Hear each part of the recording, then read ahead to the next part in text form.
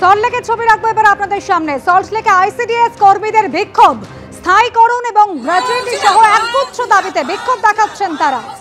ঐশী মুখোপাধ্যায় সরাসরি রয়েছেন আমাদের সঙ্গে। ঐশী,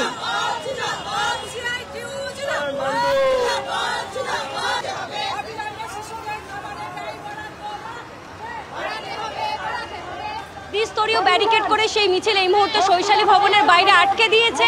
তারা এই মুহূর্তে অবস্থানে বসেছেন এবং তারই সঙ্গে তারা জানাচ্ছেন যে যতক্ষণ না পর্যন্ত ডাইরেক্টরের কাছে তারা তাদের এই দাবি, তাদের ডেপুটেশন না জমা দিতে পারবে ততক্ষণ তারা অবস্থানে থাকবেন। কি কি দাবি নিয়ে তাদের আজকে এই মিছিল? আমরা 10 দফা দাবি নিয়ে আজকে এসেছিলাম শৈশালী ভবনে।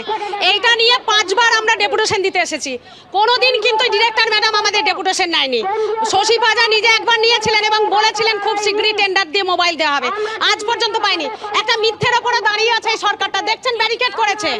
আমাদের 10 দফা দাবি ছিল স্মার্টফোন দিতে হবে অবিলম্বে, ন্যূনতম বেতন সরকারকে ঘোষণা করতে হবে, সুপ্রিম কোর্টের রায় অনুযায়ী গ্র্যাচুইটি দিতে হবে, 14 সালের পরে যারা অবসর নিয়েছে তাদেরকেও 5 লক্ষ টাকা দিতে হবে এবং বাজার দর অনুযায়ী ডিম সবজির টাকা দিতে হবে। একেবারে ঐশী, অর্থাৎ একগুচ্ছ দাবি রয়েছে, সেই দাবিতে বিক্ষোভ দেখাচ্ছেন এই মুহূর্তে।